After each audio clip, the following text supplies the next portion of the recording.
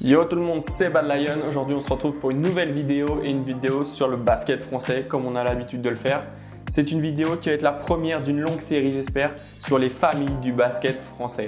J'ai eu l'idée de cette vidéo puisque je suis né dans une famille de basketteurs. Mon père a été joueur et coach durant des années. Vous avez d'ailleurs une vidéo sur cette chaîne qui est dédiée à lui. Il y a mon grand frère qui m'a aussi inspiré, qui était joueur. Amateur bien sûr, mais qui m'a donné aussi envie de faire du basket. Puis derrière moi, il y a mon petit frère qui a aussi fait du basket. Aujourd'hui, plus personne dans cette famille joue au basket ou coach, mais le basket reste un plaisir dans notre famille. On aime suivre le basket français, européen, on aime en parler, on aime commenter, débattre là-dessus. Donc aujourd'hui, on va commencer cette série avec une famille dont vous connaissez sûrement le nom, que vous suiviez la NBA, le basket français, européen, les équipes de France de basket, vous connaissez forcément cette famille. C'est la famille Monclar, donc avec Robert, le grand-père, le père Jacques et les deux fils Julien et Benjamin. Donc on va commencer cette série maintenant, c'est parti, let's go!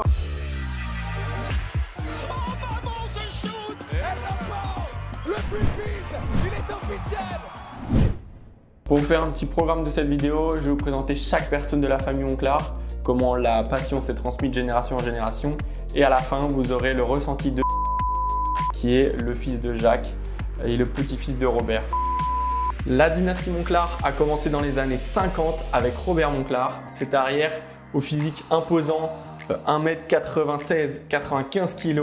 Et 1m90 pour 95 kg, normalement, c'est les dimensions d'un frigo. Est considéré comme l'un des meilleurs défenseurs de son époque. En 1948, il commence sa carrière au RCM Toulouse, puis rejoint en 51 le Racing Club de France en National 1, donc la meilleure division de l'époque. Il finit en 53 et en 54 double champion de France. Donc c'est un vrai parcours pour l'instant. D'ailleurs, pour sa dernière année au Racing Club de France, il termine à 22 points de moyenne sur toute l'année. De 1959 à 1960, il continue son parcours en National 1 avec le SA Lyon et termine sa carrière un an après au Tarare Basket. En parallèle de sa carrière en France, Robert Monclar, surnommé le Taureau des Pyrénées, compte 142 sélections en équipe de France. Et oui, rien que ça. Et il remporte à 3 reprises la médaille de bronze au championnat d'Europe avec la sélection française. Pour continuer avec l'équipe de France, il est dans le top 20 des joueurs qui ont le plus marqué avec la sélection française. Et ouais quand même les gars, donc un peu de respect pour les anciens. Pour en finir avec le profil de Robert Monclar, si vous êtes du passage vers Montagnac, vous trouverez un gymnase à son nom. Maintenant, on va s'attarder au profil de Jacques Monclar qui est assez complet, je dois dire, puisque vous connaissez peut-être en tant que joueur, en tant que coach ou en tant que consultant son métier actuellement. Jacques Monclar est né en 1957. Il a commencé sa carrière en tant que basketteur. Il est considéré comme l'un des meilleurs de sa génération avec Hervé Dubuisson. Il commence sa carrière en 1977 au Racing Club de France à l'âge de 17 ans. Le même club où était passé son père des années auparavant. De 1978 à 1982, il rejoint le club de Lasvel, où il réalise de belles performances et ce club va lui permettre de mettre un coup d'accélérateur à sa carrière et un coup de projecteur sur son jeu.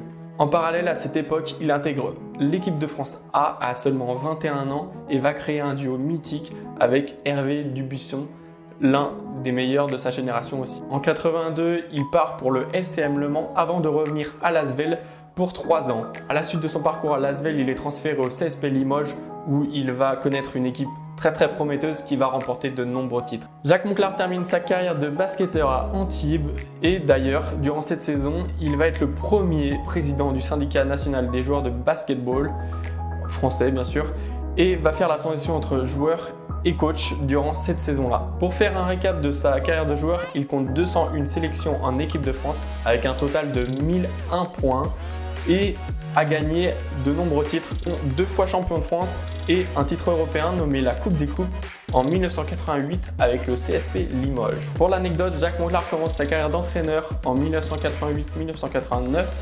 à Antibes où il a terminé en tant que joueur. Donc ça c'est assez ouf.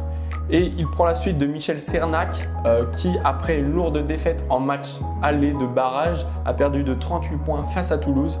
Donc lors du match retour face à cette équipe, Jacques Monclar a réussi à amener son équipe au haut niveau et a gagné, écoutez bien, 127 à 89 pour conserver sa place dans l'élite. Donc ça, c'est assez ouf comme anecdote et comme arrivé en tant qu'entraîneur dans un club. Pour la première saison complète de Jacques Monclar à la tête du club d'Antibes en tant que coach, il conduit son équipe à la 2e place de la saison régulière, puis à la finale du championnat de France où ils se sont inclinés face au CSP Limoges 2-1.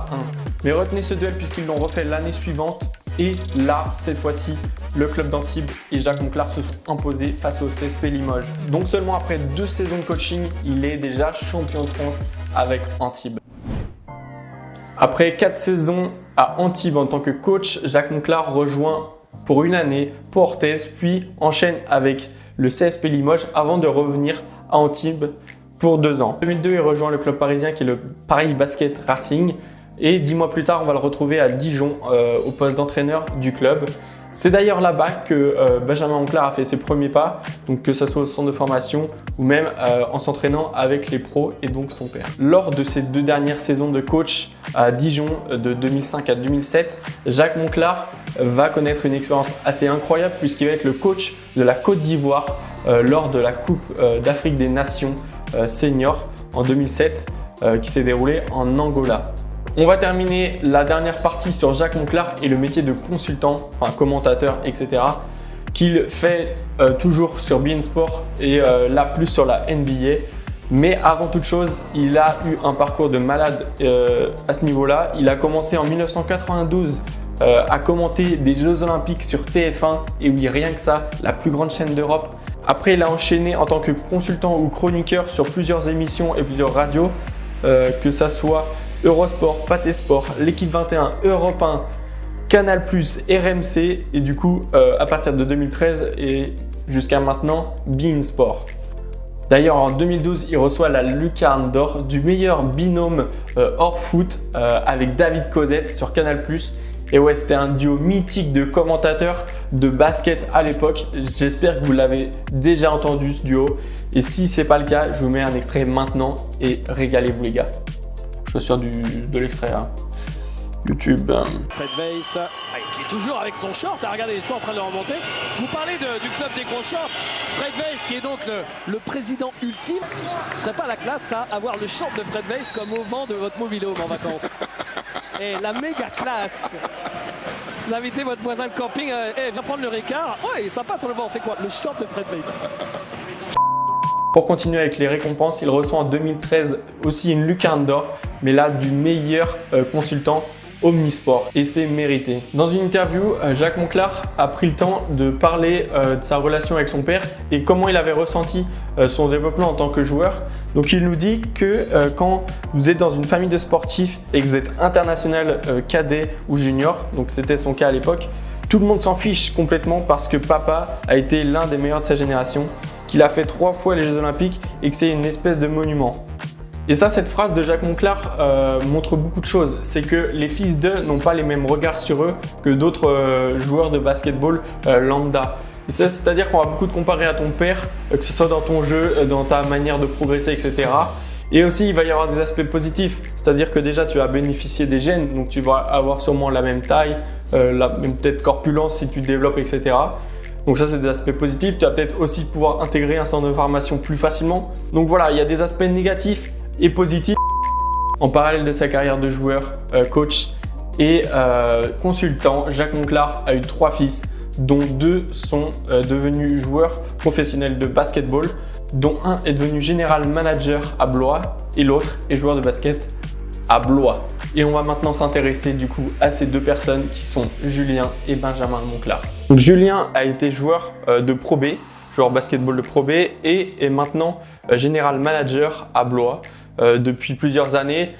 On sait ce qu'il a fait à Blois avec tout son staff, donc finir champion de Pro B, l'année passée finir premier et malheureusement avec les saisons blanches ne pas pouvoir accéder à l'élite. Mais j'en suis sûr que dans les années à venir, il va réussir son challenge et son objectif d'atteindre la Jeep Elite avec le club de Blois. D'ailleurs, où est rendu actuellement Benjamin Monclar, donc son frère. Benjamin, lui, a commencé sa carrière de basketteur à Dijon, donc durant la période où son père était coach et puis après est resté pour se développer dans ce club-là. Donc il a fait Dijon, il est passé par Antibes aussi, où son père a coaché. Il a été après à Charleroi, donc un club de Belgique, pour enfin en 2014 rejoindre Blois, donc suite à l'appel de son frère, rejoindre le club de Blois et apporter toute son expérience et son niveau de jeu. Pour résumer rapidement le palmarès de Benjamin, avant qu'il prenne la parole par la suite, il a été champion de France Pro B avec Antibes, champion de N1 avec Blois et champion de Pro B avec Blois aussi. Donc vraiment un beau palmarès et j'en suis sûr que dans les années à venir, il y aura beaucoup de titres encore pour ce garçon. On va passer à la dernière partie de cette vidéo. Donc Benjamin m'a laissé des vocaux via Instagram suite à des questions que je lui ai posées sur le fait de grandir dans une famille de basketteurs, donc avec le grand-père comme je vous le disais, le père, etc. Et comment il s'est construit et quels sont les aspects positifs et négatifs de ça. Donc je vous laisse avec Benjamin Monclar et on se revoit à la fin de la vidéo.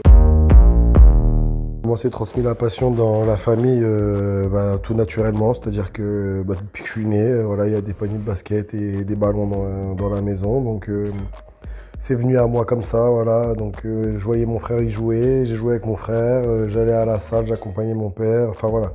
Le basket et même le sport en général, mais surtout le basket a toujours été autour de nous. Ensuite, qu'est-ce que ça fait d'avoir des parents, grands-parents qui ont été basketteurs pro? En fait, moi déjà, j'ai jamais vu mon père jouer. Je suis né, il a quasiment arrêté en même temps que ma naissance. Moi, je l'ai vu notamment entraîner, mais du coup, ça faisait que quand je l'accompagnais, je le voyais entraîner. J'ai vu beaucoup de basket pendant ma jeunesse. Après, j'ai pas énormément joué avec mon père quand j'étais jeune, mais j'ai surtout joué avec mon grand frère qui a 5 ans plus que moi, 4 ans et demi. Donc voilà, j'ai beaucoup joué avec lui. Et puis ensuite, oui, avoir ses parents dans le milieu, ça a des avantages. Voilà. Moi, je sais que je l'ai suivi au centre de formation à Dijon et tout, mais ça a aussi des inconvénients et c'est ça que les gens ont un petit peu du mal à imaginer. Voilà, on a beaucoup les yeux sur nous, on est très vite jugé, on est beaucoup jugé. Et il y a beaucoup de, entre guillemets, il y a des jalousies, des gens qui disent qu'on est pistonné. Donc voilà, moi au centre de formation à Dijon, ça n'a pas toujours été facile. Je sais que lui, quand mon père il avait le choix de me prendre, quand il était coach de l'équipe 1, de me prendre moi ou un autre, il a souvent pris un autre joueur parce qu'il avait peur que moi, on me dise ou qu'on dise que je suis favorisé. Je sais que moi, quand il est parti de Dijon, ça n'a pas été un soulagement parce que j'étais triste. Mais moi, je suis resté sans lui. Le club a voulu me garder malgré le fait que lui parte. Donc là, à partir de là, moi, j'ai gagné entre guillemets toute ma légitimité et puis j'ai pu un peu m'émanciper. Et maintenant, à ce jour, mon père, il est plus trop dans le basket français, donc c'est assez facile, quoi. Il est vraiment pas trop présent. Si j'ai besoin, je l'appelle, je lui pose des questions, il me conseille. Il n'y a pas de souci. Mais il n'est pas du tout intrusif. Donc ça, c'est vraiment un bon point. Il arrive à laisser de la distance et à nous laisser faire notre petit bonhomme de chemin. Donc moi je suis arrivé à Blois, en fait Blois il était en mauvaise posture à l'époque en National 1. Moi j'étais à Charleroi en Belgique, donc un gros club en Belgique. Et du coup je me suis retrouvé ici parce que mon frère entre guillemets me l'a demandé et le club en avait besoin. Et au fur et à mesure, voilà, les contrats s'enchaînant, j'ai choisi de la stabilité de rester ici. Et ça a payé, donc je suis hyper content. Mais moi au quotidien, j'ai pas vraiment affaire à mon frère. J'ai affaire au coach.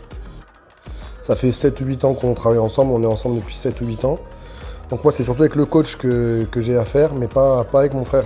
Mon frère c'est que pour éventuellement négocier les contrats, mais encore ça c'est un peu particulier. Du coup je laisse faire un peu mon agent et puis lui il laisse un peu aussi la main au président parce qu'on veut pas que ça joue et que les gens disent pareil, oui il fait un gros contrat à son frère ou des choses comme ça.